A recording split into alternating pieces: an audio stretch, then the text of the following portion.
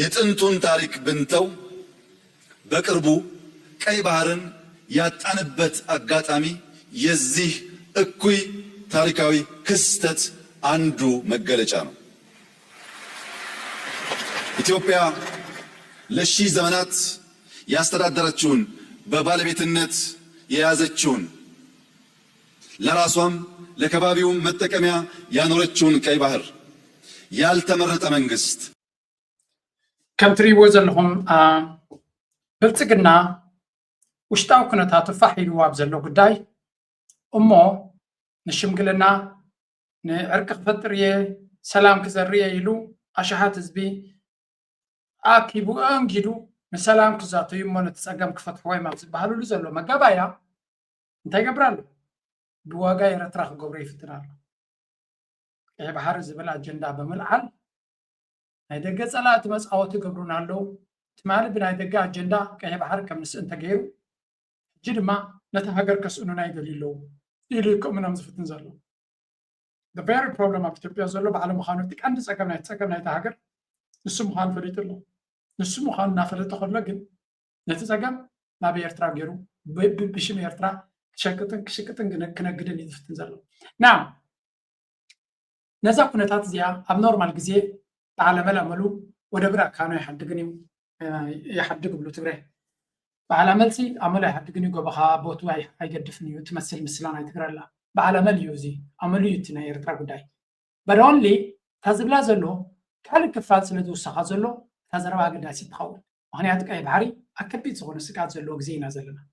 West Asia conflict may be entering a far more dangerous phase. For months, the world has been watching the Strait of Hormuz, but now there are growing fears that Iran could open a second front at sea. This time, the focus is the Bab el-Mandeb Strait. It is a strategic passage linking the Red Sea to the Gulf of Aden. Every year, thousands of commercial ships, container vessels and oil tankers pass through this waterway. It is also a key route for Saudi oil exports and trade between Europe and Asia. If both Hormuz and Bab el-Mandeb face disruptions at the same time, the consequences could be felt across the global economy as US military strikes inside Iran continue. Now, country was alone, ati abush mat Hormuz ዝግበር ዘሎ ግጥም ኣሜሪካ ካርታታ መንገዳ ቀይራ ወሽ mat Hormuz ልክቶ ገይረ ብብሎኬት ገይረ ከዓጽወየ ትብላላ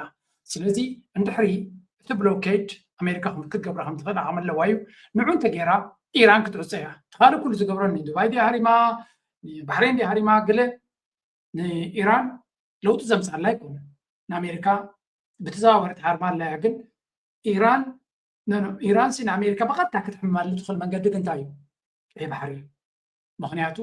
ዓብ ክፋል ናይ ንግድናቶም ብቀይ ባህሪ ስለ ዝንቀሳቀስ ናቦም ዝመፅእ ካብ ቻይና ዝመፅእ ንብረት እቲ ካብ ቻይና ዝመፅእ ንብረት ኣክንዲ ብቀይሕ ባህሪ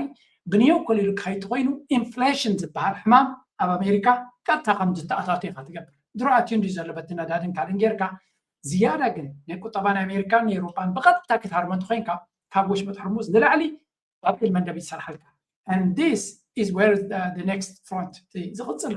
ዓውደ ኩናት ኣብዚ ቦታ ዝከውን ምዃኑን ድሮ ዩናይትድ ኔሽንስ ተኣኪቦም ዛዕባ እዚ ጉዳይ እዚ ይዘራረቡ ከም ዘለዎ ይዝንገር መርኣያ ናቱ ድማ ናይ ኤውሮፓ ኣባይ ዲፕሎማት ወይ ካታ ሚኒስትር ዚያቱ ወፃኢ ናይ ኤውሮፓ ኢትዮጵያ ከምኡ ድማ ንጅቡቲ ከይዳ ኣላ ምናልባት ጅቡትን ኢትዮጵያን ክፈትሕዎ ዝኽእሉ ስለ ኮይኑ ዝተሰምዖም ዲበላ ገለ ፅኒሕና ክንሪኦ ኢና እዚ ግን ነብሱ ዝኸኣለ ነቲ ኩነታት ሕልኽልኽ ዝፈጥር ጉዳይ ኢና ንርኢ ዘለና እዚኣ ግን ሓንቲ ክፋል ጥራይ ኣገይ ኤልመንደብ is very important ኢልና ኣለና but there is another segment ኣብዚ ጉዳይ እዚ ነዚ ኩነታት እዚ ከጋድድ ዝኽእል issued a warning likened to a nuclear level alert over Saudi airspace. A stark declaration meant to signal the highest level of threat and prompt immediate international attention. After Saudi-launched missiles struck Sana'a airport, Houthi authorities quickly responded by announcing a no-fly zone, claiming the measure is necessary to protect their territory and prevent further strikes. The new security order has pushed airlines to reroute or suspend flights, a disruption that analysts warn could permanently alter commercial aviation patterns in the region and shift global flight logistics. The Houthis issued a blunt demand to the international community: treat our warnings as credible and immediate, while imposing a ban on flights transiting Saudi airspace that they say will be enforced until their security concerns. Okay, እንጂ እቲ ጉዳይ ብስዑድያ መንግስቲ ናይ ኢራን መንግስቲ ናይ سعودية international recognized government of Yemen ዝበሃል ኣሎ ብስዑድያን ብካልኦት ዓለማት ዝድገፍ ታርካ ስዑድያ ባጀቱን ገለን ትኸሎ ንሱ ነቲ ናይ ካብ ኢራን ተበጊሳ ነፋሪት ናብ ሰንዓ ኣብቲ ሑቲ ዝቆፃፀሩሉ ትንቀሳቐስ ዝነበረት ነፋሪት ንልኡኽ ናይ ሑቲ ሒዛ ትንቀሳቐስ ዝነበረት ኣብዚ ቦታ እዛ ኣይትመፅን ኢሎም ነቲ ክላየር ናይ የመን ክጥዕስዩ ኣይነፍቅደልክና ብምባል ነታ ነፋሪት ክትወርድ ከምዘይትኽእል ክንደይ ዝሓበጉተቶ ድሕሪ ምባሎም ካብ ስዑድያ ዝተበገሰ መጥቃዕቲ ነቲ ኤርፖርት እቲ ከም ዝሃረሞ እዩ ዝንገር። ስለዚ ብኡ ተበጊሶም ድማ ሑቲ እንታይ ኢሎም ኣለዉ ንዝኾነ ይኹን ኤርላይን ብክልል ኣየር ናይ ስዑድያ ዝንቀሳቐስ ክንውልዖ ኢና ንሕና ኩናት ክንገብር ስለንኽእል ማንም ኤርላይን በዚ ቦታ እዚ ናይ የመን ጥራይ ኣይኮኑን ዝብሉ ዘለዉ ብስዑድያ ዝኾነ ክልል ኣየር ነፋሪት ከይትጓዓዝ እንተተጓዒዛ ድማ መንሃሪ ምን ንኸይትብሉ ፅባሕ ንጎይቦም። ስለዚ ዘረባ እዚ ሓደ ግዜ ከቢድ ዝኾነ ስጉምቲ ምውሳድ ኣገዳሲ እዩ። ገለገለ ኤርትራውያን እንታይ ክብሉ ክትሰምዖም ብዙሕ ግዜ እውን ንሕና ኢልና ኢና ብልፅግና ክንዲዛ ኣብ ልዕልና ዕንዳራ እናፈፀመ ከሎ ነቲ ክልል ኣየር ናትና ክንዓፅዎም ዘይምኽኣልናሲ ሓደ መዓልቲ ብካልእ መፂኦም እውን ክሃስዩና ዘኽእልሉ መንገዲ ይህሉን ዝብል ኤርትራውያን ኣሎ። ብርግፅ ነቲ ዘሎ ደረጃ እቲ ዘሎ ፀገም እቲ መንግስቲ ይከታተሎ ስለ ዘሎ ኣብ ክንዱ ደረጃ ዝበፅሐ የለን ስለዝበለ ይመስለኒ ነቲ ክልል ኣየር ናይ ኤርትራ ንብልፅግና ከም ዝድሌቱ ክጥቀመሉ ገይሩ ዘሎ። እዛ ሑቲ ገይርዋ ዘሎ ስጉምቲ ግን ንብልፅግና ሞት እያ እዚያ ንባዕላ። ምክንያቱ ኣብ ቀጠር ዝበራ ኣብ ካልእ ቦታታት ዝበራ በዚ ክልል ኣየር እዚ ሓልፋ እየ። So this one is already restricted and that creates another pressure. ንኩለን ሃገራት በዚ ቦታ ዝበላ ንቲ ኢማራት ኣዝዩ ከቢድ እዩ። ክልል ኣየር ናይ ስዑድያ ኣዝዩ ዘገድሰምና ምክንያቱ ብብንያው ናይ ኢራን ኩናት ስለ ዘሎ በዚ ቦታ እዚ ገይሮ እዮም ዝኸዱ ነይሩ። ስለዚ ንኢማራት ኢልካ ንቀጠር ኢልካ ንኩላቶም ክልል ኣየር ናይ ስዑድያ መጠንቀቕታ ምግባር ማለት it's a big problem ንብዙሓት ኤርላይንስ እንኮላይ ናይ ስዑድያ ማለት እዩ። ስለዚ ትሑቲ ክንምንታይ ነቲ ዘለዎ ዓቕሚ ንዓለም ንምፍርራህ ክጥቀመሉ ከም ዝኽእል ሓደ የደርዮም ዘሎ። ንስዑድያ ድማ ኣብ ሓደ ኢንተርናሽናል ኤርፖርት ከቢድ መጥቃዕቲ ከም ዝገበሩን ቃልቃል ከም ዝገበርዎን ዘርኢ ኣሎ። ኣብዚ ክነምፃልኩም ኣይንኽእልና ነቲ ቻነል ፀገምና ክጠረና እቲ ዩቱብ ድማ ስለዝፀባኣና ነቲ ነገር ክነርእየኩም ኣይንኽእልና። ብሓፈሻ እዚ ጉዳይ እዚ ናበይ ገፁ እዩ ዝኸይድ ዘሎ ስዑድያ ባዕላ ዘሊላ ናብ ቃልቃል ዝብል ሓዊ ኣትያ ከም ዘላ እዩ ዝንገር ዘሎ። ከምቲ ንእስራኤል ዝገበርዎ ተመሳሳሊ ኣብ ልዕሊ ስዑድያ ክገብሩ ብከም ዝኾኑ እዩ ዝንገር ዘሎ። ማለት ድማ ስዑድያ እዚ ኩናት ናይ ኢራን ዝወሓደ ሓደጋ ዘውረደላ ኢና ንብል ነርና not anymore. Now they will face a lot of problems because ድሕሪ እዚኣቶም መጀመርያ ካብታ ተሪኻዮ ንስዑድያ ጥራይ ኣይኮነን ተመጠንቀቕታ ክልል ኣየር ናይ የመንን ናይ ስዑድያ ንክልቲኡ መጠንቀቕታ ክትገብር ትኽእልካ ንብዙሕ ቢዝነስ ኢኻ ክጠንቀፍ ትኽእል ሃገራት ክልጅ ብንያው ኢራን እያ ዘላቶም በዚ ድማ ስዑድያ እያ ዘላቶም። ስለዚ እቲ ዝዓበየ ክልል ኣየርን ምንቅስቃስ ናታቶም በዚ ወገናት እዩ ነይሩ። የመን ንኩሉ ሑቲ ነዚ ብምሉ ናይ ስዑድያ ኣብ መሬት ነቲ ክልል ኣየር ክርግጦ ይኽእል ዳይክልን ካላርሲ እንታይ ግን ትገብር ከምዚ ዓይነት ስግኣት ክትፈጥር ከለኻ ሓንቲ ነገር ኢኻ ትፈጥር። ሓንቲ ነፋሪት ካብ ቀጠር ተበጊሳ በቲ ላዕለዋይ ክፋል ናይ ስዑድያ ገይራ ክትሓልፍ ከላሲ ሑቲ ርዩ እስከ ሃድማ ይኽእል ዳይክልን ካላርስቲ እታ ንሶም ሂቦማ ዘሎ መጠንቀቕታ ግን ኢንሹራንስ እያ። ነቲ ናይ ኢንሹራንስ ነታ ነፋሪት ዝወሃብ ብዓብ ክፋል ከም ዝውስኽ ኢኻ ትገብሮ። ምክንያቱ you're just creating risk ዝፈጥር ስለ ዘለኻ መርከብ በቲ ንኣብነት ኣባብኤል በንደብ ትሓልፍ ዘለካ ሃርባያ እንድሕሪ ኢልካ you're creating risk እዚ ሪስክ እዚ ድማ it has to be priced ዋጋ ክወሃብ ኣለዎ። እቶም ኢንሹራንስ ካምፓኒስ ነዚ ሪስክ እዚ ምስ ሰምዑ እታ መርከብ በዚ ትሓልፍ ኣነ ካብ ትኸፍሎ ዝነበረት 30% ወይ ከዓ ከከም እቲ ሓደጋ ናይቲ ኩነታት 40% ወላ 100% ዋጋ ክትውስኽ ኣለካ ክብሉካ ክእል እዮም። ኣብ ገለ ፖይንት ግን ኣይነፍቅድልና ይብሉ ብኡ እንድሕሪ ከድካ ኢንሹራንስ ካቨር ኣይገብረካኒ ይብልኻ። ሓደ ናይ 500 ሚልዮን ዝዋግኡ መርከብ ንብረት ፅዒኑ ዝኸይድ ዘሎ ኢንሹራንስ ኣይሽፍነልካን እንድሕሪ ኢልካ እሞ ሑቲ ወሊዖሞ ተገዲፎሞ ኣኺልካ ማለት እዩ ሜድካ ማለት እዩ ትትካ። ስለዚ ንከምዚ ዓይነት ሓደጋ ከምዚ ዓይነት ሪስክ ምስ ተፈጠረ ኣይኮነን ተራ መርከብ ንብረት ኮንቴይነራት ፅዒኑ ዝኸይድ ኣይኮነ ናይ ኣሜሪካ መራኸቢ ኩናት ዝረቐቐ ሚሳይላትን ገለን ዘለውን በዚ ባብኤል መንደብ ገይረን ይሓልፈ ኣለዎ ካብ መንፈርየን ካብ ሑቲ ብንየም ገይሮም ብደቡብ ኣፍሪቃ ገለ ገይረን እየን ዝኸዳ ዘለዎ። ስለዚ ኢፍ ኣሜሪካ ከኖት ነቲ ሪስክ ዝፍጠር ኣሜሪካ ብሓይላ በሲሓቶ ክትሓልፍ ተደኪኢላ ዋይ ዱ ዩ ቲንክ እቲ ካልእ ሓይሊ ንኣብነት ስዑድያ ንሑቲ ጠጠው ከብሎም ዝኽእል ኮይኑ ዝስምዖ ዘሎ ካበይ ትብገስ ኣሎ? ኣሚን ኣይ ኣም ሪሊ ኮንፊውዝድ ዝበዝሐ ሰብ ድማ ተገሪሙ ዘሎ ብስዑድያ ከመይ ጌርካ ከምዚ ዓይነት ሽግር በዓልካ ትፅዋዕ ካብ ኢራንሲ ብውሕልነት ወፂኦሞ ነዳድናቶም ፅቡቕ ሸይጦም ኣብ ነዚ ኩነታት ገለና ተባሃለ ኣብ ፅቡቕ ዘለውሉ ባዕላቶም ኣብ ሓደ ሓደገኛ ኩነታት ኣትዮም ከም ዘሎ እዩ ዝንገር ዘሎ። ሑቲ ድማ መፍተቶም ረኺቦም እንታይ ዝበሃል ዘረባን ግምትን ነይሩ ሕቲ ምስ ስዑድያ ዘለዎ ዝምድና ከቢድ እዩ ኢራን ስለ ዝፀቐጦ ጥራይ ምስ ስዑድያ ዝምድና ዝገብር ነይሩ እዩ ዝበሃል ምክንያቱ ኣብ ስዑድያ ሕነ ኣለዎ ስዑድያ ምስ ኢማራት ምስ ጆርዳን ምስ ግብፂ ሞሮኮ ኣነ ዑማን ሓጊዘትን ካልኦት ሃገራት ብዙሓት ተዛሪዮም መፅዮም ከምኡ ድማ ፈረንሳን ኣሜሪካን እናሓገዝዎም እንግሊዝ እውን ንክንደይ ዓመታት ነዚ የመን ዝበሃል ጨፍጭፎም እዮም ብፍላይ ነዚ ሕቲ ክዕርቦ ግን ኣይከኣል ሕነ ኣለዎ ናይ ዝኩሉ ክፈድየ ባህላ እዩ እጂ ዕድል እንተረኺቡ ነዛ ኩነታት እዚኣ ተጠቒሙ ንስዑድያ ቀሊል ዘይኮነ ብድሆ ፈጠረላ ስዑድያ ድማ ብወሽመጥ ሕርሙስ ዓፅያ ዘላ በዛ ባቤል መንደብ ኣፍ ደጊኦም እያ ክሸይጥ እንተዘየለ ብስዊስ ከናል ገይሩ ግን የው ዘይሩ ዝኸይድካ ክፍትን እዮም ንሱ ኸማ ነቲ መስመር ንግድናቶም እቲ ወደብ ንግድናቶም ዝብገሰሉ ዘሎ ንዑ እንተደይ ሃሪሙሎ ማለት እዩ በርዑኻ ሃርሞ ክእሉ እዮም ኣይኮነ ነዚ ናይ ስዑድያ ኣይኮነ ነቲ ያፋ ነዚ ናይ መን ኢኻ ትብሎ ናይ እስራኤል ክንደይ ግዜ ሃሪሞሞ ዘሎ ሃይፋ ዝበሃል ናይ እስራኤል ወደብ ክንደይ ግዜ ሃሪሞሞ እዮም እዚ ኸማ እስራኤል ኣብ ብዙሕ ቦታታት ስለተኸላኸለቶም ስለዚ I am really shocked ከመይ ገይሮም እዮም እቶም ስዑድያ ዝበሃላ ከምዚ ዓይነት ዘሊሎማት እዮም ዘለዉ but it's their choice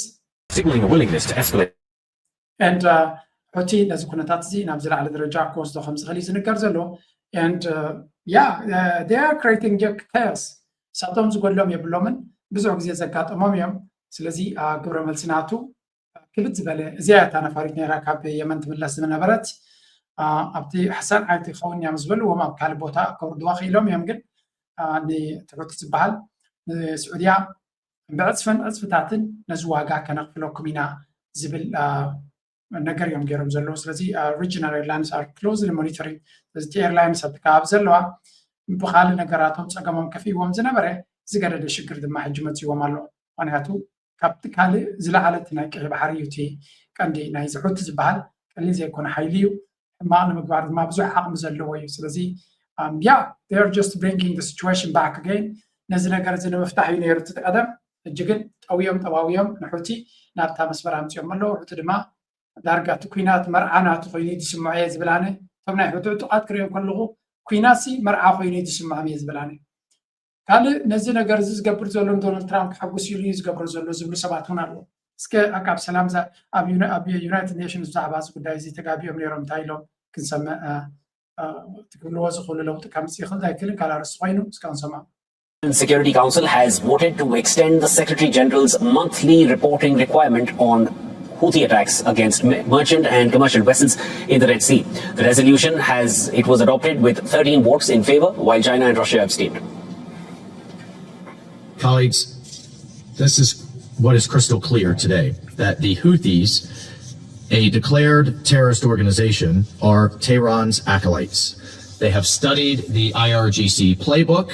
So if Iran is willing to threaten the Strait of Hormuz, how long before the Houthis decide to once again mirror their benefactor, their mentors, their idols in Tehran and try to shut down the Red Sea? They've already threatened to do it. Following the vote, U.S. ከም ትሪእዎ ዘለኹም ኣምባሳደር ናይ ኣሜሪካ ኣብ ዩናይትድ ኔሽንስ እዩ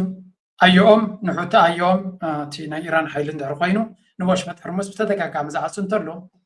ደን ሕቲ ከምቲ ኣያታቶም ንባቤል መንደብ ክዓፅዎ ክንደይ ግዜ ይተርፎም ይኸውን ኢልኩም ትግምቱ እዩ ዝብሎም ዘሎ ዘይተርፍ ነገር ምዃኑ ድማ የበስሮም ኣሎ ስለዚ this is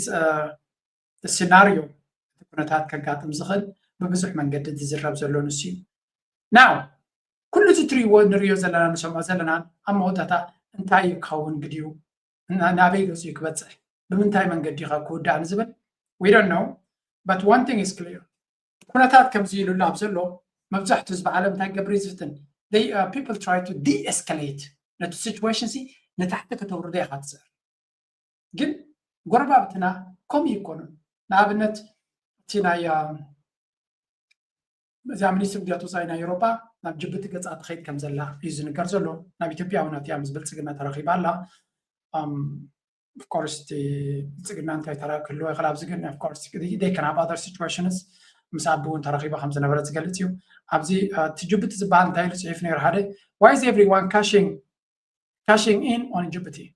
Djibouti is becoming a key logistics hub for Russia-African nuclear push, especially after it signed a strategic roadmap with Ethiopia to build a nuclear power plant. Russia is set to sign an MOU with Djibouti on peaceful nuclear cooperation this October. My goodness. Djibouti bahas ምስ ራሽያ ሕጂ እንታይ ክፈራረም ይባላል ኣሎ ሰላማዊ ኒኩለራዊ ፀዓት ንምምዕባል ምስ ራሽያ ምስ ኢትዮጵያ ተፈራሪማ ከም ዘላ ዝፍለጥ ኮይኑ ዚምባብዌ ብዙሓት ራሽያን ብዙሓት ሃገራት ኣፍሪካ ናይ ኒኩለር ሰላማዊ መመንጨዊ ንኽገብሩ ክትሕግዞም ምዃና እዩ ዝንገር ዘሎ so the 21st African country ድኩሉ ተቆፃፂራ ዘላ ጅቡቲ እዮም ዝብሉ ዘለዉ everybody is ናብ ጅቡቲ እናኸደ እዩ ገንዘቡ ዘረክብ ዘሎ ስለዚ ከም ንሪኦ ዘለና እቲ ጅቡቲ ዝበሃል ነዚ ሕጂ ተፈጢሩ ዘሎ ኬያስ ነዚ ፀገም እዚ ከም ረብሓ ርይዎ ካብ ኩላቶም how can someone ንእሽተይ ሃገር ክነሱ ካብ ኣሜሪካ ገንዘብ ረክብ ንኣሜሪካ ቤዝ ገይሩ ንቻይና ቤዝ ገይሩ ንጃፓን ቤዝ ገይሩ ንፈረንሳ ቤዝ ገይሩ ኤሮፓ ሕብረት ድማ ብፈረንሳ ብጣልያን ብስፔን ጀርመን እውን ንእሽተይ ኣብ ሆቴል ቤዝ ኣለዎም ነዚኦም ኩላቶም ሓይልታት ኣብ ካልእ ኣብ ሓደ ጣውላ ክራኸቡ ፀገም ዝኾኑ ንኩላቶም ቦታ ሂቡ ገንዘብ ይኽፈል ኣሎ I can't believe this country ኩሉ ሰብ ይዝግረም ዝኾነ ካብ ጅቡቲ ዝግበር ቪድዮ ኩሉ ሰብ ይዝግረም ኣሎ ተገርም ድማ እዩ ንእሽተይ ጫቆይት ሃገር how can you have this much power ብዙሕ ፓወር እዩ ዘለዎ ወላ ንኣሜሪካ ክዱ ውፅኡ ክብሉ ይኽእሉ ዶ ንኣብነት እንታይ እዩ ዝበሃል ኣሜሪካ በይና ጥራይ ክትከውን ትደሊ ንኻልኦት ክኣትዉ ኣብ ጎና ኣይተፍቅድን እያ እዩ ዝበሃል ለሰይ ቀጠር ውሰድ ሕጂ ቀጠር ዝዓበየ ቤዝ ናይ ኣሜሪካ ኣለዎ do you think ኣሜሪካ ንቀጠር ናይ ቻይና ቤዝ ክትገብር የፍቅዱላ ድሓን ክፍቀልል ዝበለ ኣብነት ክበኩም እየ ካልእ ፍልይ ዝበለ ኢማራት ዝበሃል ናይ ኣሜሪካ ምስ ኣሜሪካን ምስ እስራኤልን ርክብ ከም ዘለዎ እዩ ዝንገር ዕሙቕ ዝበለ ሽርክነት ከም ዘለዎ ምስ ተወሰነ ግዜ ሓደ ቴክኖሎጂ ንኣሜሪካ ምስ ሓተትዋ ኣብያቶም ካብ ቻይና ክገዝዎ ደልዮም ክንደይ ፀገም መፂዎ ስለምንታይ ንወታደራዊ ቴክኖሎጂ እንታይ ማለት እዚ ስዑድያ ተመሳሳሊ ኒኩለራዊ ቴክኖሎጂ ሃቡና ኢሎሞም ኣሜሪካ ምስ ኣብዎም ካብ ቻይና ከይወስድዎ ከይኽልክልዎም ኣሎ ከመይ ገይሮም እዚኦም ኩሎም ሃገራሲ ነዚ ጅቡቲ ዝበሃል ጫቆይት ሃገር ከም ድሌቱ ተፃረርቲ ሓይልታት ንክእቱ ዝኽእል ዘሎ ንዓይስ ዘገርመኒ ብጣዕሚ ዘገርመኒ ማለት ክንዱ ዝኣክል ሓይሊ ዘለዎ ሃገር ኣይኮነ እቲ ፈረንሳ ንኣብነት ኦኬ ፈረንሳን ንኣሜሪካ ክትክልክሎ ይትኽእል ኢኻ ክትብላ ትኽእል ኢኻ ፋይ but how can they allow China ከኣትው ክንዱ ዝኣክል ወታደራዊ ቤዝ ንክገብር ነቲ ጅቡቲ እዚ ነቲ ስርዓት ከይቀየሩ እስከመይ ገይሮም ኣፍኪሮም ሕጂ ድማ ራሽያ እውን ምስኦም ክሰርሕ የፍቅዳሉ ስለዚ I'm really surprised anyway ናይ ጅቡቲ ነገር ዘገርም ብዙሕ እዩ ዘሎ ካብዞም ኩሎም ካብ ገንዘብ ይትወስድ ብጥሩይ ይኮነ ካ ሃገር ብጥሩይ ይኮነ the difference እዚኣ ፅቡቅ ጌርኩም ክርዳእኩም ዘለኩም ኣብ መንጎ ጅቡትን ቀጠርን ዘሎ ፍልይ ክነግረኩም ቀጠር ዝዓበየ ናይ ኣሜሪካ ቤዝ ኣሎ ዓብዪ ናይ ኣሜሪካ ቤዝ ኣሎ ባት ንኣሜሪካ ቢልዮንስ እዮም ዝኸፍልዋ ነቲ ቤዝ እቲ ክገብሩ ኣብ ዓዶም ኣሎ ጥራይ ዘይኮነሲ ቢልዮናት ገንዘብ ነቲ ሰራዊት ኣብ ናይ ኣሜሪካ ኣብ ቀጠር ብምዃኑ ይኸፍልዎ እዮም ጅቡቲ ትኽፈለሉ እያ ነቲ ቤዝ እየ ዝብለኩም ኣሜሪካ ትኸፍላ እያ ንጅቡቲ ኮነትን ንኣሜሪካ ነዚ ቤዝ ስለ ዝገበርኩም ክፈሉና ዝብሎ ናይ ጅቡቲ ብግምጣል እዩ ቻይና ትኸፍል እያ ፈረንሳ ኣዶኖ ናይ ቀደም ገዛኢ ስለ ዝነበረ ክኽፍል ክኸውን እዩ ንምንታይ ኣብ ዘየገድስ ቻይና ትኸፍል እያ ኣሜሪካ እውን ትኸፍል እያ ካልኦት ሃገራት እውን ይኸፍሉ እዮም ስለዚ ጅቡቲ ጥራይ እንኮ ነዚ ቤዛት እዚ ከፍ ኢሎም ንኽካረይዎ ኤክስፐንሲቭ ሪል ስቴት ዝበሃል ብኸምኡ እዩ ዲ ሞስት ኤክስፐንሲቭ ሪል ስቴት እዮም ዝብልዎ ምክንያቱ ሃገራት ኣብኡ ከፍ ኢለን እየን ቦታ ዝሕዛ ነዚ ኩነታት እዚ እናሰማዕካ ምሳሌ ግብ ኢልና ዘለና ንሕና ኢና ሶ ኔክስት ሙቭ ናይ ኤርትራ እንታይ ክኸውን እዩ ምስ ግዜ ኣደኖ በት ፈሹር ኩላቶም ቶም ኣብ ጅቡቲ ተጎራቢቶም ተጨፋጭፎም ዘለዉ ንሓዋሩ ከመ ኢሎም ክነብሩ ይኮኑ ብፍላይ ድማ የመን ሕቲ ንኩላቶም ኣብኡ ተኣኪቦም ከለዉ ሓንቲ ሮኬት ክሰድሎም ስለ ዝኽእል it's going to be very fascinating እዚ ኩነታት እዚ ዘፍርህ እኳ እንተለዎ ግን ዘገርም እዩ ሕቲ ዝበሃል ጅቡቲ ኣብ መንጋጉ ዘሎ እዩ ኣብቲኹም ጅቡቲ ይኹን ሶማሊላንድ ብቐሊሉ ከድመዓሎም ዝኽእል እዩ ስለዚ እንታይ ክኸውን እዚ ጉዳይ እዚ ናበይ ገፁ ክኸይድ እዩ ብሕጂ ኢና ክንሪኦ ንብዙሕ ነገራት ግን ኣብ ምልክት ሕቶ ዝእቱ ጉዳይ ምዃኑ በሪሂልና ኣሎ ማለት እዩ ናው let's go back to Mr. እንደራ አንዛሪያን ስማያስከ ውስጣችን ያሉ ችግሮች እኛው ጀምረን እኛው የምንጨርሳቸው ብቻ አይደሉም። የጠንባሮ አባቶች አንድ አባባል አላቸው። ከብት ሲገዛ የሌሉ አሞሮች ከብት ሲታረድ በአካባቢው ያንዣብባሉ ይላሉ። ከብት ስንገዛ ብር ያላዋጡ፣ ከብት ስንገዛ የትኛውን መግዛት እንዳለብን ለምርጫ ያላማከሩ አሞሮች፣ ጭልፊቶች ከብቱ ሲታረድ ግን ያንዣብባሉ። ኢትዮጵያ ውስጥ ኮሽ ሲል ያደፈጡ የሚነቁ የዘመናት ያልተቋረጠ የጠላትነት ስሜት ያላቸው አገራት አሉ። የኢትዮጵያን ታሪክ ከጉንደት እስከ ጉራ፣ ከአድዋ እስከ ማይጮ፣ ከካራማራ እስከ ባድመ ምናልባት እቲ ታሪክ ናይ ካልኦት ህዝቢ ንኻልእ ህዝቢ ንግብፂ ወይ ንገለ ክብል ኢሉ ዝዛረብ ዘሎ ከይመስለኩም ሙሉእ ብሙሉእ ንኤርትራ እዩ ዝነክር ዘሎ ኤክስክሉሲቭሊ ናብ ኤርትራ ታርጌት ዝገበረ ዘረባ እዩ so let's not be deluded ንኻልኦት ኩርባብቲ ናይ ጥንቲ ታሪክ ከለመለ ክብል ከሎ ንግብፂ ንኻልን ክዋጋእ ስለ ዝደለየ ዝገብሮ ዘሎ ኣይመስለኩም all he's talking about is Eritrea እንታይ ምስላይ ደምፅእ ላም ክትገዝእ ንዕዳጋ ክትከይድ ከለኻ ኣብ ክትገዝእ ከለኻ ከብካ ክትመፅእ ከለኻ ናብ ወላ ሓንቲ ዘይበዓለ ኣሞራዲ ዝበሃል ዑፍ ኣሎ ከምዚ ስጋ ክትሓርድ ከለኻ ኣብ ልዕሊኻ ዝንቢ ዝብል ኩሉ ግዜ ይጥቀመላ ስለዚ ነታ ላም ክነምፅእ ከለና ኣብ ዝወዓለ ኣብ ዝኾነ ዘይበርከተ ነታ ላም ክትሓረድ ከላ ግን ኣብ ልዕሊኻ ዝንቢ እዚ ማለት ማለት ኢትዮጵያ ክትህነፅ ከላ ኢትዮጵያ ክትምዕብል ከላ ኢትዮጵያ ናብ ፅቡቅ ክትከይድ ከላ ዝኾነ ኣበርክቶ ዘይብሉ ኢትዮጵያ ንክትወድቕ ንኢትዮጵያ ክሓርድዋ ኣብ ዝደናደኑ ግን ውልቕ ምልቕ እናበለ ብዙሕ ክዋሳ ዝፍትን ካብ ባድመ በሎ ካብ ጉራዕ በሎ ካብ ጉንደት በሎ ካብ ጅንዕፍሪት በሎ እናበላይ ፍላይ ባድመ ማለት ከዓ ነቲ 2008 ዝነበረ ኩናት ንምዝኽኻር ግን ቁርብ ከነዘኻኽሮ ዶ ዝዘኻኽሮ ሰብ ዝደሊ ይመስለኒ እምበር ኢትዮጵያ ንኸይትፈርሲ ኣብ ግዜ ምፍርራስካ ኣብ ግዜ ሽግርካ ሻዕብያ እንተዘይነብር ስንታይ ከም ንገብር ኣይንፈለጥኩን ነትብል ኣይነበርካ ቅድሚ 20 ዓመት ዘይኮነ ቅድሚ 2 ዓመት ወርሓበንደ ንኢትዮጵያ ሰናይ ንኽትረክብ ከም ሻዕብያን ከም ኤርትራን ዝሓልየላ ያለን ትብል ኣይነበርካ ተመላሓስካ የግዳስ ናይ ፖለቲካ ጂምናስቲክስ ምግምጣል ፍሉይ ሞያ ናቶም እዩ እኔ ተልፕ ዝተማክሽን ኣነሲ ነቲ ናይ ፖለቲካዊ ምንዝርና ኣካይዳ ኣዘራርባ ናቶም ክገጥፍዎ ኣለዋ የብልኒ ስቶም ኤክሴንት ኤርትራ ክትላበስ ኣለዎ ባህላዊ ጥራይ ምክንያቱ ድርቅ ኢልካ ሓቂ ጥራይ ብምዝራብ ዘዋፅእ ኣይኮነን ከምዚኣቶም ናሓስኻ ዝኸይድ ሚኒስትሪ የድልየና ኢና በከስ ሓቂ ንኤርትራ ኣይጠቐመቶም ንኤርትራ ኣይጠቐመትናን ሓቂ ካብ መሰረቱ ጀሚርካ ሓቂ ሚዛን ክወርቂ ኢና ንብል ግን ሓቂ ንክረጋገፅ ድማ ግዜ ይወስድ እዩ ዋጋ የኽፍለካ እዩ ዋጋ ናይ ኤርትራ የኽፍለካ በር ባድመ እሶም ከምዘ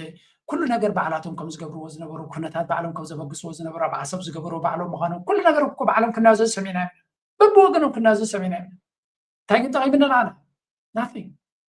መስኪና ህዝቢ ኤርትራ ተሓሲሉ እንታይ ግን ክትገብር ኣለካ ፈቲኻ ዝኣተኻዮ ስለዘይኮነ ክትመሃረሉ ጥራይ ዘለካ ንኸይድገም ድማ ክትጥንቀቕ ኣለካ ስለዚ እንታይ ዝብል ዘሎ ኩሉ ዝዛረቦ ዘሎ ኣብ ውሽጢ ኢትዮጵያ ዘጋጥሞ ዘሎ ሞትን ስቃይን ቀዳማይ ተሓታትናቱ ንሱ እዩ ሕጂ ዩ ቲንክ ንሱ ንሰላም ነቶም ህዝቢ ኣጋቢዎም ዘሎ ሰላም ክገብር እዩ ዝፍትን ዘሎ ኢኹም ትብሉ ንሰላም ኣክቹሊ በይኑ ከም ዘይኮነ ኣብዚ ጉዳይ ምንታይ ትፈልጥ ኣብ መቐለ ዝተገበረካ ክርእየኩ ንሱ ኣብ ኣዲስ ኣበባ ነቶም ካልኦት ህዝቢ ኣጋቢዎም ኣሎ እቲ ካልኣይ ኣመሓዳሪ ናይቲ ሃገር ድማ ንመቐለ ከይዱ ነይሩ ናይ ኣሜሪካ ኣምባሳደር ማለት እዩ ክልተ ኣመሓደርቲ እዮም ዘሎ እታ ኢትዮጵያ ትበሃል ኣብይ ኣሕመድ ዘመሓድሮ ኣሎ እታ ኣምባሳደር ናይ ኣሜሪካ ካ ዘመሓድሮ ኣሎ ነናቶም ስራሕ እዩ ዘለዎ ስለዚ እስኻ ነዛ ሓዘለይ ኣነ ድማ ናይ ትግራይ ክእምነልካን ከፈራርሃልካን ኢሉ ናብ መቐለ ከይዱ ኣሎ ማለት እዩ እዚ ንመቐለ ኣትዩ ምስ ህወሓትን ምስ ካልኦት ኣብኡ ዘለውን ከይዱ ኣሎ እንታይ ማለት እዩ እዚ ኢትዮጵያ ነቲ ኩነታት ናይ ኢትዮጵያ ንምፍታሕ ሸበትበድ እዩ ትበሃል ዘሎ ሸበትበድ እዛ ሸበትበድ ምስ ምንታይ ትተሓሓዝ ትፈልጡ ኣለኹም ምሽ ምስ ጉዳይ ናይ ቀይ ባሕሪ እያ ትተሓሓዝ this has a lot to do with the Red Sea ኣብ ኣይማል ኣብ ሓደ ግዜ ጥሪ ኢልካ ንጉዳይ ናይ ኢትዮጵያ ውዕል ፕሪቶሪያ ካብ ዝውዳእ ክንደይ ገይሩ ቀደም እዩ ክመፅኡ ክፈትሖ ይኽእል ነይሩ እዚ ናይ ኣምባሳደር ናይ ኣሜሪካ ወይ ካልእ ነገራት ካልእ ክገብሩ ይኽእሉ ነይሩ ወላ ሓንቲ ክገብሩ ይደልዩ ነበሩ ናው ኣብ ኣፋን ዕርበታን ንህወሓት ከተፈራርድ ኢኻ ከተጠንቅቕ ዲኻ ገለ ክትገብር ዲኻ ገለ ክትፈጥር ዲኻ ኤኒዌይ ዴር ኣብ መቐለ መፂኦም ኣለዉ ነዛ መገሻ እዚኣ ክንደይ ግዜ ንኸይትግበር ሸንኮለል እናበሉ ጠጠው ኣቢሎማ ከም ዝነበሩ እዩ ዝንገር ዝኾነ እቲ ዝግበር ዘሎ ፖለቲካዊ ድራማ ሊሆን ክትብሉ ዋላ እንታይ ኣይፈልጥን ኣነ ከም ትሪእዎ ዘለኹም እዚ ጉዳይ they are trying to ነዚ ነገር እዚ ንምፍታሕ ኩሉ ዝግበር ፃዕርታት ይግበር ከም ዘሎ ንኸርእዩ እዮም ዝፍትኑ ዘሎ ማለት እዩ now let's go back to Mr. ሃለውለው አንዱን ብትፈትሹት ስንገነባ ያደፈጡ ስንጨቃጨቅ እድል ጊዜ ጠብቀው ጣልቃ ሽብልቅ እየገቡ መሻቶቻችን እንዳንከውን የሚያደርጉ ኃይሎች አሉ። በዚህ የሽብልቅ ጉዞ በእኛ ስንፍና በእነሱ ጊዜን በመጠቀም የሽብልቅ ጉዞ የጥንቱን ታሪክ ብንተው በቅርቡ ቀይ ባህርን ያጣንበት አጋጣሚ የዚህ እኩይ ታሪካዊ ክስተት አንዱ መገለጫ ነው። ኢትዮጵያ ለሺህ ዘመናት ያስተዳደረችውን በባለቤትነት የያዘችውን ለራሷም ለከባቢውም መጠቀሚያ ያኖረችውን ቀይ ባህር ያልተመረጠ መንግስት ያልተወያየ መንግስት በሸፍጥ ኢትዮጵያን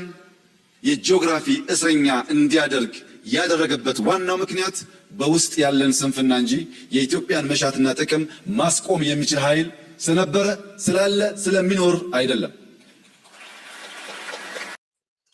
ከም ትሪእዎ ዘለኹም ናይ ሰላም ጉባኤ ዝበሃል እዚ ናይ ምክክር ተማኺሮም ነታ ሃገር ናብ ሰላምን ፍቅርን ንክወስድዋ ተጋቢኦም ኣለዉ እዩ ዝበሃል you think ብዛዕባ ሰላም ስብሃሉ አሜን እዚ ሰብ እዚ ሰላም ዝበሃል ዝፈልጥ ሰብ ከምዚ ይኮነ በዚ ይኸድር ንሙሉእ ህዝቢ ኣኪቡ ኣብ ቤት ዓድን ገለን ኣኪቡ ብዛዕባ ሰላም ንክጋብኡ ኣብ ዝመፅሉ ግዜ እንታይ ዝብሎም ዘሎ ኤርትራ ያፀገምኩም ይብሎም ኣሎ ኦሮሞን ኣምሓራን ዝበሃልዑ ዘሎ ኤርትራ ያፀገምኩም ንኦሮሞ ዝቐትል ዘሎ ሰራዊት ናውቲ እዩ ንኣምሓራ ዝጭፍጭፍ ዘሎ ሰራዊት ናውቲ እዩ ንትግራይ ዝጨፍጨፈ ሰራዊት ናውቲ እዩ ኣብ ጋምቤላ ፀገም ዝፈጥር ዘሎ ንሱ እዩ ኣብ ሱዳን ብጣዕሚ ሰሪዕ ገይሩ ፀገም ዝፈጥር ዘሎ ንሱ እዩ ኤቭሪዌር ይጎ ንሱ እዩ ትፀገም ምንጭ ናይ ኩሉ ሽግር ኣብ ኢትዮጵያ ዘሎ ማንም ናይ ደቂ ሓይሊ ኢዱ ዘእተወሉ የለን ባዕሉ ዝገብሮ ዘሎ ፀገም እዩ ባዕልካ ዝገበርካዮ ፀገም እንተዋሕደ ጌጋኻ ተኣሚንካ ቅረም ገለ ኢልካ ከይትኻ ክትሕሱ ትኽእል ወላ ዘይትገብሮ ኮይንካ እስከትታልል ትኽእል ባሕሪ ዝኸሰርናሉ መንገዲ ካባና ዝዕይሉ ስለ ዝነበሩ ዘይኮኑሲ ዘይተመረፀ ንህወሓት ማለት እዩ ምስ ህወሓት ዕርቂ ክገብር እዩ ዝበሃል እዚ ንህወሓት ብሰንኪ ህዝቢ ዘይመረፆ መንግስቲ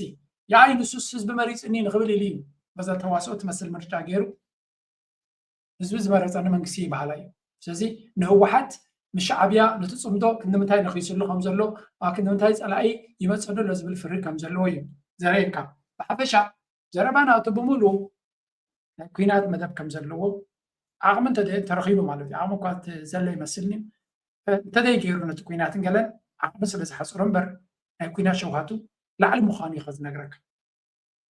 ኩሉ ንልኡላውነት ኤርትራ ዝደብር እዩ ትማሊ ሓደ ምክትል ፕሬዚደንት ናይ ትግራይ ክዛረብ ከሎ ነጊረኩም ነይረ ናብ ኤርትራ ዝገብሮ ዘሎ ንሻዕብያ ከኣሊ ፕሬዚደንት ኢሳያስ ከኣሊ ወይ እውን ገለ ነገር ከምዘይኮነት ኩናት ናቱ ደጊሙ ደጋጊሙ የጉላሕልኩም ኣሎ ናፅነት ኤርትራን ልኡላውነት ኤርትራን ብጌጋ ዝተፈፀመ ምዃኑን ስንፍና ናይ ደጋ ሓይልታትን ናይ ውሽጥና ከዳዓትን ዝፈፀምዎ እምበር ህዝቢ ኤርትራ ን30 ዓመት ከምዘይተቃለሰ ህዝቢ ኤርትራ ዋጋ ከምዘይከፈለ ህዝቢ ኤርትራ ድማ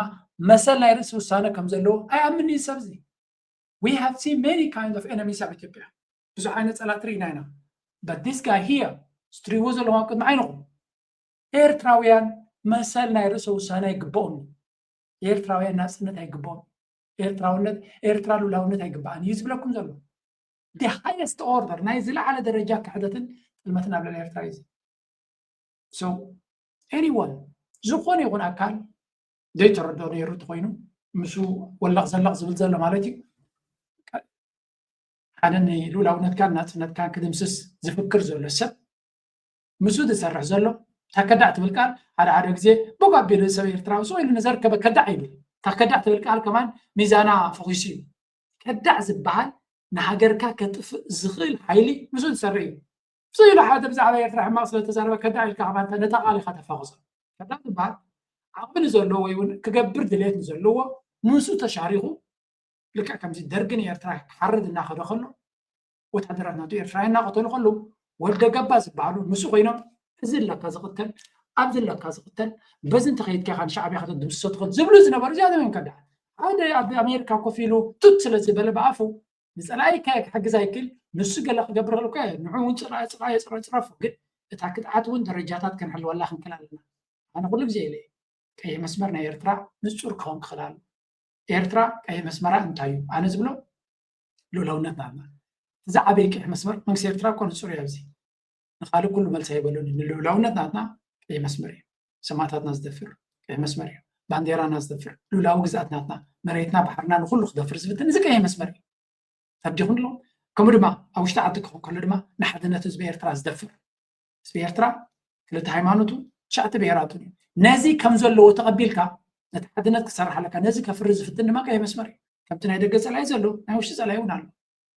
هذا جن كل حاجة وجو صرجانا يعدو خالادو بس خونا لودو وركنا عتنا ناب تشاينا دي كنا أمريكا خشيطان لودو حرشة قديفنا بتكنولوجي كتما هنهندس علينا زي ما بقى سيكون براتي كم رجع هذا زي أوش تهجر جيجاتات كم تليتون كل قليل ديجانا يقر صوتري في ديجا بكباب خرج خوني روز بلا كل غني تفكر على مالته يكون but his opinion is نيرترا ما حدا جاي يكون زي نعوز دقفوا سبات كله ولا نعوز قام سبات كله أتيك أي مسمر زبالة بوليتيكا نصور قانا ناقل على دبلغ الغاينا بلو زي تدلي صلاة أين فتر زي ربا في اللاينتي أبدن بحقراو نزول لي تي كم تقامي الكتقوز رزال حسب درجاتاتو حلو قال سابسي irrelevant نيرترا ولا تزبلا زربا كم زربا كقطعة كايخل انديو قد نيرتراسي ساكم زلو زربا يكون كابزين زبلان زلو وسعي تغينو قال خاهل واي وسوغ لا يسكي كم كيح بس ماركن قبرا لنغل أنت تكال كم زاد بلوكويا بس عايز تتكبنا له نيل تدبر يا كتبت غليها سلام تالي تتكبنا له كترد وتخلي حاجة لما لقي إيرترا مسرت ناتان كرداك كلالنا سبعة ريوز الله كم حال عابس لا يكون ريو قديت هنايو السبز تعيز بالسبعة ال these are dangerous people مغنياته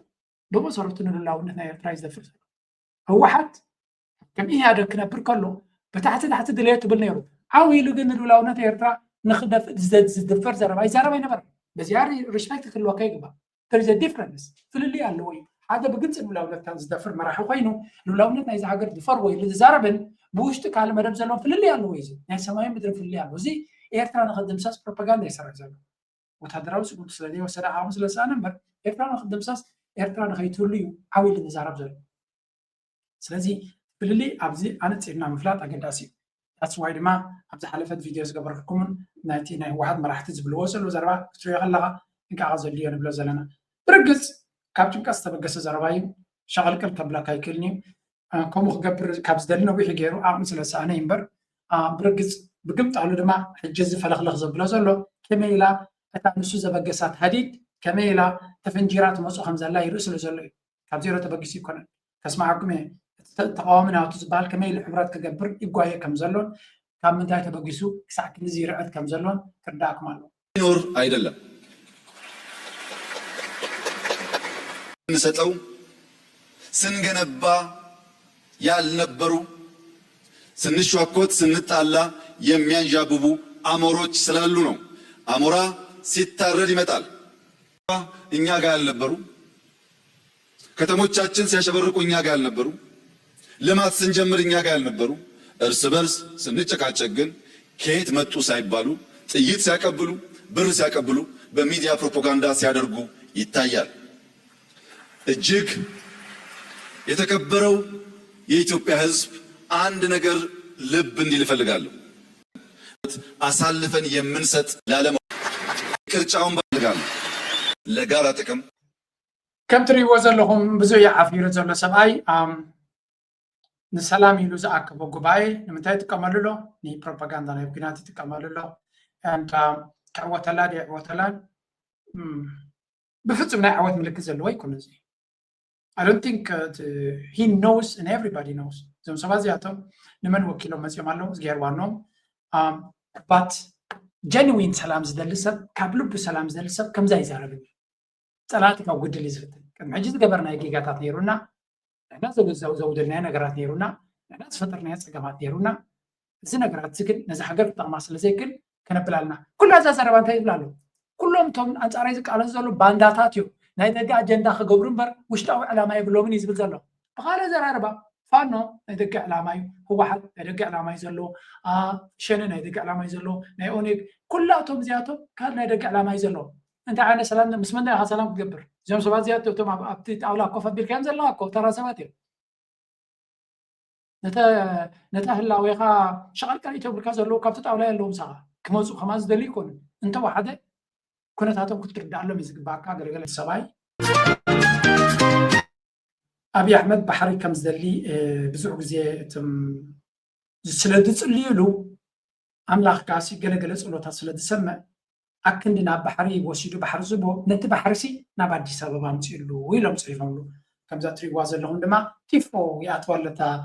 كوريدور لمعاتي لزجبرة بحر تغيرات له نسدما بقى كم زاتري وازل لهم نالك بحري بعلمتي كارلو enjoy تي moments بقى بحر تدلنا يركا بحر رخيب كاللها أستمع إلهم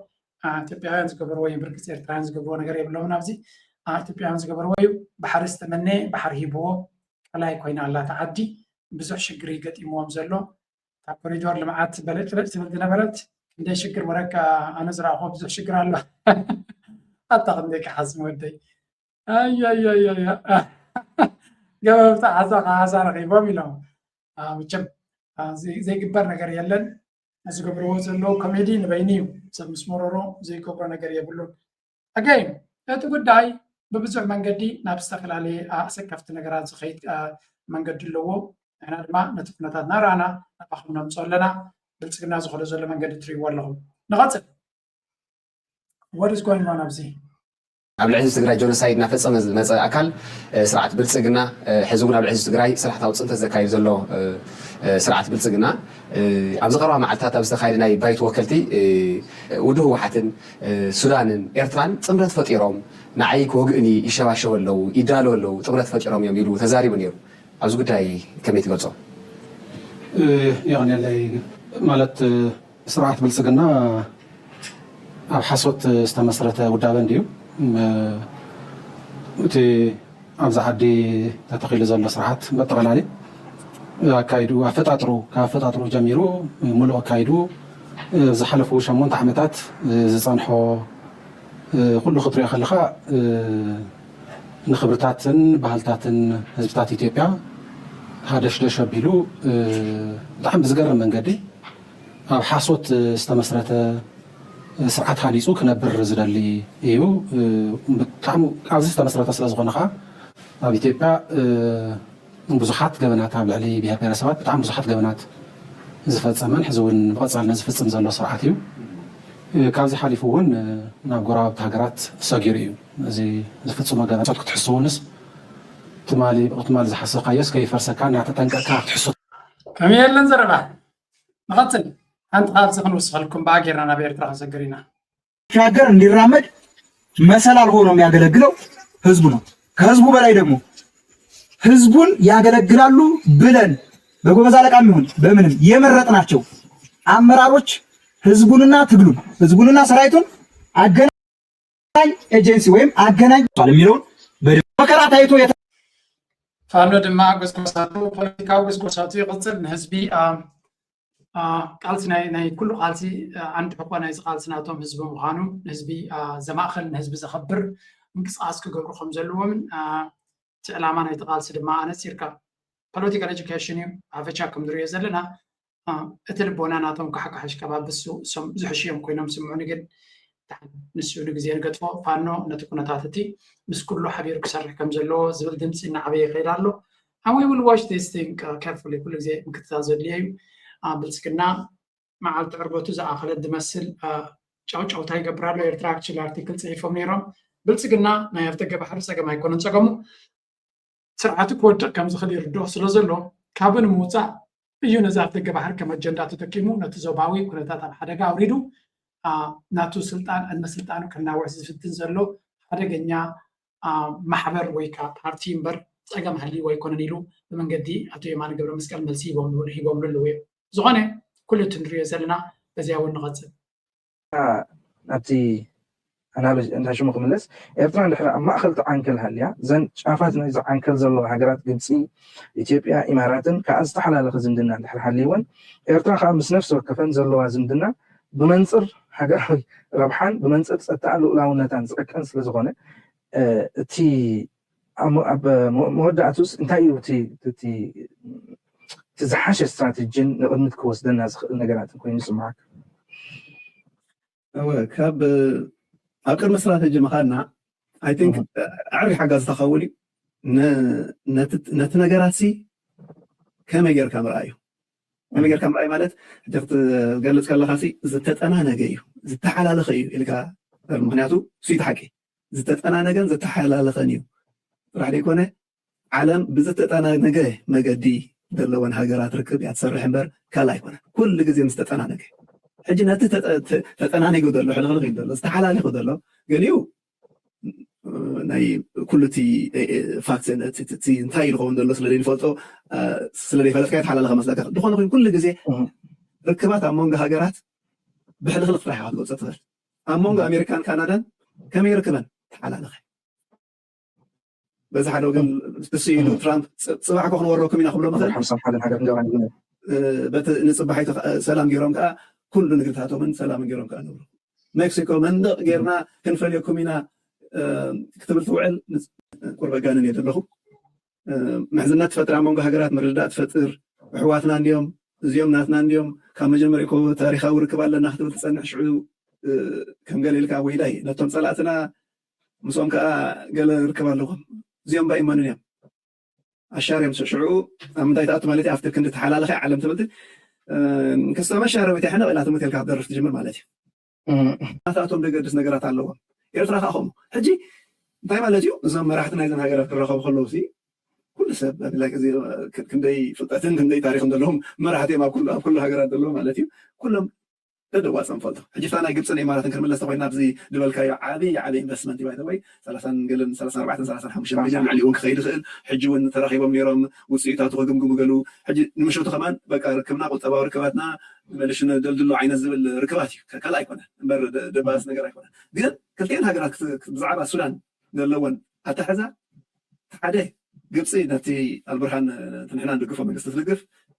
إمارات كا نتحدث تلقف لازم خلتي أنسي بتبروكسي توصيل كاس أفسدان سي تسأل الله راح يكون واقع الله أكثر تخلي حملتي ولا دايركت أيقون داندر قم تايل خندلو أفتري رادالو أي رادال أفتري رادالو رادال قبسن سعودن وسيلون دلو بزعبة ناي دحنات ناي كه بحري خنو تقوينا بزعبة إيران خنو تقوينا بزعبة السودان خنو تقوينا بزعبة سوماليلاند خنو تقوينا بزعبة سوماليا خنو تقوينا قبسن سعودن زلون ركب بزح مالتي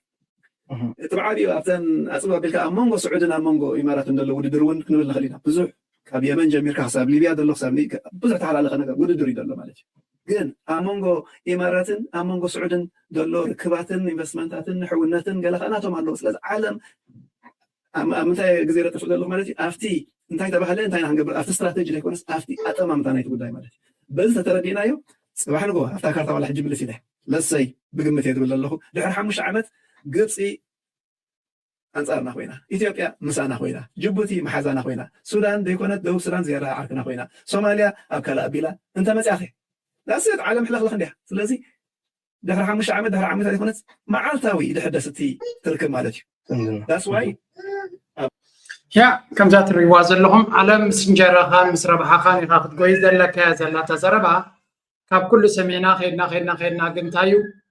تي alliances شركنتات محزنتات فغري باسي كل نجر نعتقيا يريز خيد زلو نحنا انتهي نربح لنا تكونتات قبتي مس إمارات ناصر عد كلا في السودان سيني قبتي قربيتات راي كونت مخنياتو تنيل بوغير يدمصو سو اب سودان صلوا كلهم يقدسوا نتي صلواناتهم إمارات كدفرنا فتنت كلا كم بعبيخا إمارات كا زعبي جنزب ينفس قبرت لومي طيب مالتي قبسي انصار ربحا نخت كي زتقددت هاجريا حجي بزحات إيرتراين وانتبلوني قبسي مس إيرترا زلو زمدنا إماراتي قطو كتب لا يدخلني هاي التاريخات حسبي زبل تحطو قبساويان تطو كبل خيل خولي قلنا إيرترا بمخسارهم كسوم ديم تخسرون هنا نخسرين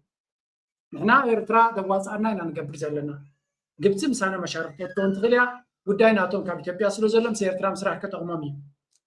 بعابيو جن اتي إمارات أبدأ قبسو زلوهم زيادة كس نجاري كتبت خليها at the same time قبساويان لما بزي ما نقدزي أنصار ربحهم ياخذوا 5 لو فلتيو هذا حركة 5 لو مي فلتيو ስለዚህ ኤርትራ ትገብሮ ዘለ ተዋሳይ ጥራይ እንታይ ግን we need to squeeze them ኣነ ከምየ ዝብል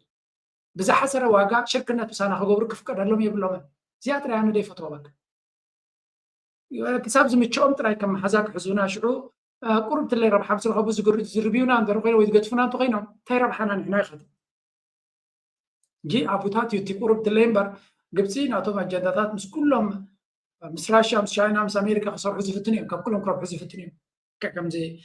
ጅቡቲ ዝገብሮ ዘሎ ዓይነት ኣካይዳ ዘለዎ እዩ ብሓፈሻ ሕልቕልቕ ዝበለ ኩነታት ኣሎ ግን ንኩሉ ግን ከከም ኩነታቱ እናረኣኻ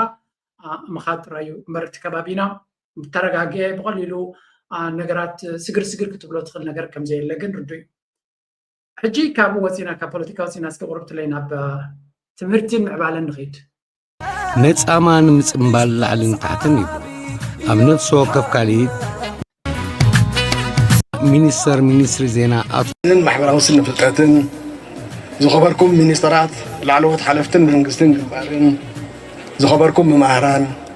ዝኸበርኩም ወለድን ተመረቕትን ፈለማ ናብዛ ዕዝዝቲ ናይ ሓጎስን ፍስሓን ዕለት እንቋዕ ኣፅሓና ንተመረቕ ክቡራት ወለዲ እውን ደቅኹም ኣብ ምዕባይን ምክስኳስን ዘፍሰስኩሞ ፀዓት ከምኡውን ነዛ ናይ ሎሚ መዓልቲ ክብርን ዓወትን ንክጎናፀፉ ዝገበርኩሞ ወፍሪ ኣብ ብሱል ፍረ በፂሑ ኣሎሞ ዮሃና ዝኸበርኩምን ዝኸበርክንን ኩላትና ከም እንግንዘቦን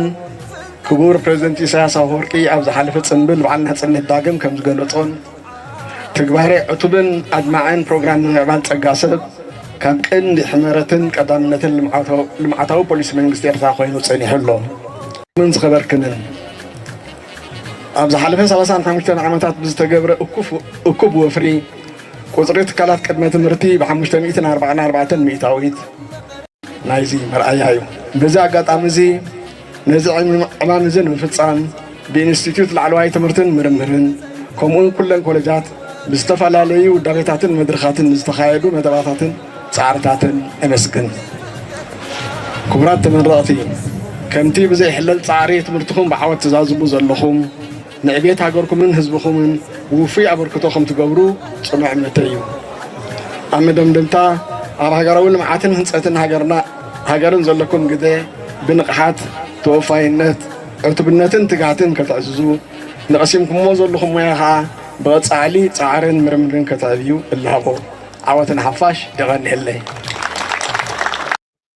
እዚኣ ኣብ ነቶም ኣብ ኮሌጅ ናይ ዓዲ ቀይሕ ዘለው ናይ ሶሻል ሳይንስስ ኤንድ ኢኮኖሚክስ መስለኒ ዲፓርትመንታት ናቶም መመረቕታ እዩ ግሩም ዝኾነ መመረቕታ እዚኦም ብዙሓት ተምሃሮን ተሳተፍቲ ከም ዝነበሩን እዩ ዝንገር ወቲ ንዓይ ደስ ዝብለኒ ነገር እንታይ እዩ ገለ ካብቶም ተመረቕቲ ዝተዛረቡ ወስኪ ክንሰምዕ I always like to message ናይቶም መንእሰያት ኣብታ ኣጋጣሚ ካብ ኩሉ ዓወታት ናይ ኩሉ ህይወትና እቲ ብጣዕሚ ተሐጉሰካ መዓልቲ እያ ምክንያቱ ፍረ ፃዕሪ ክሕፈስ ከሎ ብዘይ መጠን ሓጎስ ዝፈጥር ህሞት እዩ ብውልቀይ ክዛረብ እንድሕር ኮይነ እቲ መንግስቲ ዝገበረልና ዕድላት ብግቡእ ተጠቂምና ኣብዚ ደረጃ እዚ ክንበፅሕ ከለና መጀመርታ እስኻ ከም ሰብ ነቲ ዕድል ብምጥቃምካ ተረባሓይ ናይቲ ዕድል ብምዃንካ ሓበን ክስማዓካ ኣለዎ ከም ተመረቓይ ማለት እዩ ቀፂሉ ድማ እቲ ኩሉ ምሳኻ ኣብቲ ጉዕዞ ክጓዓዝ ዝፀንሐ ካብ ስድራ ጀሚርካ ካብ ኣሕዋትካ መሓዙትካ መምሃራንካ ብምልኦም እቲ ዝገበርዎ ፃዕሪ ወይ ድማ ኣብቲ ልዕለይካ ዝነበሮም ተስፋን እምነትን ፍሪኡ ክሪኡ ከለዉ ብጣዕሚ ሓበን ይስማዓኒ ወይ ድማ ክስምዖም እውን ዝገብር ዕለት እዩ እንተቲ ነዚ ዝቕፅል ዕድላት ከመይ ጌርና ክንጥቀመሉ ኢና ነዚ ህዝቢ እውን ይኹን ነዚ መንግስቲ ይኹን ዋላ ንስድራና ከመይ ጌርና ክንክሕስ ኢና ንዝብል ሕቶ ከም ሕቶ እንድሕር መፅኡ ድማ ብመጀመርታ እስኻ ነፍስኻ ብምኽኣልካ ጥራይ ኩሉ ሰብ ዕጉብ እዩ ሓደ ሰብ ነፍሱ ብፅቡቅ እንድሕር ክኽእል ክኢሉ ዝበለፀ ነገር እዩ ቀፂሉ ድማ ሓደ ንዓሰርተ ከም ዝበሃል ንስኻ እኹል ብቑዕ ምሁር ክትከውን ከለኻ ኣብ ከባቢኻ ዘለው ጥራይ ደይኮነ ብዛዕበየ ሽፋን ክትፀሉ ስለ ክትነፍዕ መዓልቲ እንድያ ዛቆልዓ ካብ ገለ ካብቲ ትብሎ ዘላ ሓደ ግዜ ኣብ ግዜ መመረቕታ ነቶም ዝምረቑ ዓብይ ጾር ኮይኑ ዝኸብዶም ነገር እንተሎ ነቲ ኩሉ ዝተገበረልካስ ብኸመይ ክትክዕሶ ኢኻ ብኸመይ ክትክዕሶ ትኽእል ንዝብል ከቢድ ሕቶ እዩ እዚ ኣሚን ትምህርቲ ክትውድእ ከለኻ ኢንፋክት ኣነስ ዕድለኛ ኮይነ 3 ግዜ ኣብ ደረጃ ናይ ምብራቕ ዝበፅሓኩ እየ ጭንቀት እዩ ዝገብረልካ ሓቂ ንምዝራብ ናይዚ ኩሉ ዝፀዓርካዮ ስራሕ ትረክብ ዳይትረክብን ኣበይ ትረክብ እንታይ ትረክብ ብፍላይ እቲ 4ይ ዓመት ከለኻ ወይ ኣብቲ ናይ መውዳእቲ ደረጃ ከለኻ ካብቲ ይውዳእ ኣለኹ ኢልካ ትሕጎሶ ትጭነቆ ይበዝሕ ከማይ እንድሕር ኮይንኩም ቶም ብኸም መስርዕ ዝሓለፍኩም ወላ ሞያ ክትውድእ ከለኻ ከምኡ እዩ ምክንያቱ ኣልቲሜትሊ እቲ ትምህርቲ ምውዳእካ ኣይኮነን እቲ ዓወት በቲ ትምህርቲ ወዲኻ ዘለኻ ክሰርሕ ተኽኢልካን ውፅኢት ከተምፅእ ተኽኢልካን እዩ እታ ዝበለተ ዘረባ ግን ፅብቕቲ እያ ካሕሳ ማለት ሃገር ኢንቨስት ክትገብረልካ ከላ መጀመርያ ብቁዕ ዜጋ ንክትከውን እያ ትደሊ ስድራኻ እውን ንደቅኻ ኣነ ኣቦ እውን ስለ ዝኾንኩ ወሊዱ ክገብረልካ ይኮንካ ትደልየሉ ኮርስ እሱ ፅቡቕ እንድዩ ቀንዲ ግን እቲ ውሉድካ ነፍሱ ክኸለሉ ዝኽእል ደረጃ ክበፅሓልካ ኢኻ ትደሊ ነፍሱ ምኽኣሉ ዓወት እዩ እሱ ሺዝ ራይት ኣይኑ እቲ ሓደ ካብቲ ኣብ ኤርትራ ነቲ ሰብ ናብ ስደትን ናብ ካልእን ዘብሎ ነገር ተለዎ ንሱ እዩ ንስድራይ ከመይ ገይረ I am just telling you about my experience ንስድራይ ነዚ ኩሉ ዝገብሩለይ ከመይ ገይረ ክመልሶም እዩ ከመይ ገይረ ክሕሶም ስለዚ በቲ ቀዳማይ ደሞስካ ክትክሕሶም ኣይትኽእል ኢኻ ግን እዛ ተሓሳስባ እዚ ድማ ብሓድሽ ኣተሓሳስባ ክዕረ ዘለዎ እዩ ትምህርቲ ውዳእ ኣቢልካ ስድራ ቤትካ ክትቅይሮም ኣይትኽእል ኢኻ It's not like that ኣብዚ እውን ከምኡ እዩ ኣብዚ ምዕሩብ ዓለም ዘለና እውን ትምህርቲ ውዳእ ኣቢልካ ነቶም ዘዕበይኻ ወለድኻ ክትገብረሎም ኣይትኽእል ኢኻ ነብስኻ ክትህንግን ትኽእል ኢኻ ብርግፅ ታፍለሊ ኣብዛ ዓዲ ስራሕ ተጀሚሩ ትሰብቲ ደመወዝ ብዙሕ ስለ ዝኾነ ነቶም ኣብ ዓዲ ኣብ ኤርትራ ዘሎ ስድራ ቤቱ ንምጥዋር ይቐለሉ እዩ ከነጋልኖ ይደልና ኣነ ፌር ኮይነ ክዛረብ እየ ዝደሊ ኣብዛ ዓዲ እዚ ተፀሚምካ ተተማሂርካ ደመወዝካ ፅቡቕ ስለ ዝኸውን ንስድራ ቤትካ ኣብ ዓዲ ዘለዎ ፅቡቕ ጌርካ ትረጦም ትኽእል ኢኻ እቲ መንእሰይ ኣብ ኤርትራ ዘሎ ድማ እቲ ዘለዎ ፆር ስድራ ቤቱ ዝኩሉ ናይ ትራንስፖርት ነገር ወላ እኳ መንግስቲ ነቲ ትምህርቲ ነገለን ይሽፍነልካ እንተሎ ፅቡቕ እዩ እሱ ዓበ ሓገዝ እዩ እቲ ዝተረፈ ስድራ ቤትካ ዝምልኡልካ እውን ብዙሕ ፆር እዩ ንስድራኻ ካባኻ ይፅበዩ እዮም ኣብ ኤርትራ ጀንሱ ነዞም መንእሰያት ኣብ ሓንጎሎም ብዙሕ ዝመላለሱ ባርስቲ ከም ዝኾነ እዩ በር ኖርማሊ ኣብ ከምዚ ደረጃ ነቲ ኩሉ ዝሓለፍካ ሓሊፍካ ክትሕጎስን ክትኮርዕን ሓበን ክስማዓካ ፅቡቕ እዩ ጥራይ እንታይ ግን ኣብ ሓንጎሎም ኣብቲ ቦታኦም ኮንካ ትሪኦ ከለኻ ብዙሕ ነገራት ኣብ ርእሶም ከም ዝመላለስ ፍሉጥ እዩ ኣነ ግን ዝብሎ እዞም መንእሰያት እዚኣቶም እዞም ሎሚ ዝምረቑ ዘለዉ ኤርትራ እዚኣቶም ካብቲ ዓዲ ከይወፁ ነቲ ሃገር ተሰሪሖም ላ ክትምዕብል እያ ኣይሆፕ ኣሰርና ይስዕቡ ንኾኑ ሳጥራ ፀሎተ ያነት ብሪታ ይድምል እዚ ከይነ ጎይስተለና ማለቱስ ምን ሕመግሌላስ ዲ ሕመግሌላ ጀዲድ ሓደ ሓንቲ ሲንታይላ ሰዲዳት ለ ይመስለኩም ኣነ ዝያስ ከስምዕዋ ዳርጋ ወርሕን ክልተ ሰሙንን ገይረ ኣብ ኤርትራ ነቢዐ መፅእ ሃገር መካ ናይ መን ርኢ ናይ መን ሰምዑ እንተትብለንሰ ናይ ኣሰና ድበሃል እዚ ሓደ ግዜ ፀባን እንቋቑሖን ደፍኡሉ እንደገና ከዓ ናይዚ መኒዓንቶ ከማን ሎማዓንቲ ምፅኢኻያ ነርካ ደደቢት ድበሃል ናይ ባዕዚኣቶም ሰሚዖም እንታይ እዮም ክነቑሑ ደርፊ ተበልካ ደቂ 7-10 ዓመት ገለመለ ናይ ትግራይ እዮም ዝሰምዑ የለን እቲ ኩሉ ንሪኦ ሕጂ ካብ ኤርትራ ናይ ዝኾነ ነገር ንሪኦ ኣብዚ ኣብኡ ኣይረአን ሃገር መካ ዜና ጥራይ ዝረአ ዜና ገለ ማዕልቲ ናፅነት ገለ መልተ ኮይኑ ማዕልቲ ስዋኣት ገለ መልተ ተዳ ኮይኑ በቃ ተን ዝነበርክዎን ማለት እዩ እዚታት እዩ ድስማዕ ካልእ ክርእዩ ኣይክእሉን እዮም እዚ ደደቢትን እዚ ኣማኒኤል ኣሰና ድበሃልን ግን ኣነ ኮፍ ኢለ ሰምዖ ነይረስ ተገሪመ እየ በቃ ተገሪመ ደለ ዘረባ እዮም ዝዛረቡ ደለ ዘረባ ንዕኦም ዝሰምዑ ሕጂሳቶም ብጣዕሚ እየ ሓዚነ ሳውን ሰምዑ ትኸውን ኢኻ ይብል ከም በዓል ናይ እዚኣ መልእኽቲ ሰይዳት ለይ ዘላ ግድስቲ ሃገራዊት እያ ግድስቲ ሃገራዊት ከምዚ ንሃገር ክትነቅፍ ገለ ኢላ ትገበሮ ትኸ ይመስለኩም እንታይ ግን ኢላትኒ ገለ ክፋል ንዓይነ ቀፌታ ስለ ዝነበረ ኣብዚ ድሕሪት መምፃእ ክልኩም ነይረ እንታይ ኮንኩም ኢኹም ናትኩም መልእኽቲ ንውሽጢ ዓዲ ዘይትእትዉ እቲ መንእሰይ እኮ ናይዚኦም እዩ ዝሰምዕ ዘሎ ንኤርትራ እቲ ኣእምሮኡ ፅቡቕ ነገር ይቕበል የለን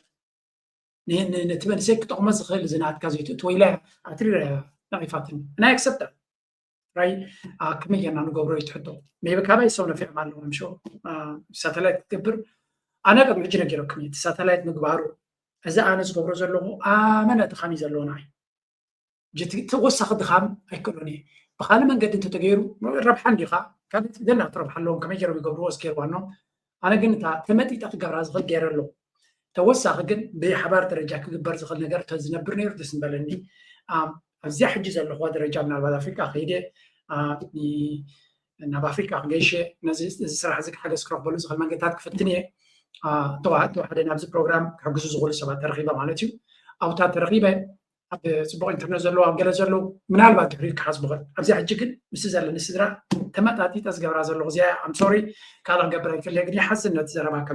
ከብሉ ከለዉ ቅዱሳት ኤርትራውያን ንማሕሰብሉ እዚ ጉዳይ እዚ እንታይ ክንገብር ንኽእል ንስኻትኩም እውን ኣካል ናይቲ መስርዕ ስለ ዝኾንኩም let's help each other and find a solution ለማረስ ኣብዚ ጉዳይ ላይክ ምግባር ኣይትረሱ thank you very much